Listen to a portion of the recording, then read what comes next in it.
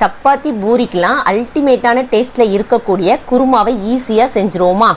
அதுக்கு இஞ்சி பூண்டு பட்டை கிராம்பு ஏலக்காய் சோம்பு சீரகம் கசகசா முந்திரி பருப்பு தேங்காய் காரத்துக்கு தகுந்த மாதிரி பச்சை மிளகா வச்சுக்கோங்க. பச்சை மிளகாவுடைய காரம் மட்டும்தான். இதை தண்ணி ஊற்றி அரைச்சி வச்சுக்கோங்க.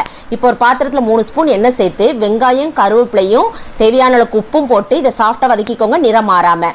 தக்காளி பழத்தையும் போட்டு நல்லா வதக்கினதுக்கு அப்புறமா பீன்ஸு கேரட்டு குடமிளகா நான் சேர்த்துருக்கிறேன். இதை கொஞ்சம் நல்லா மூடி போட்டு குக் பண்ணதுக்கு அப்புறமா வேக வச்சு வச்சிருக்கிற பட்டர் பீன்ஸு பட்டாணி இந்த காய்க்கு தேவையான அளவுக்கு உப்பு போட்டு நல்லா வதக்கிட்டு வேக வச்சு வச்சிருக்க உருளைக்கிழங்கையும் போட்டு நல்லா ஒரு 2 முறை கலந்து விட்டுக்கோங்க.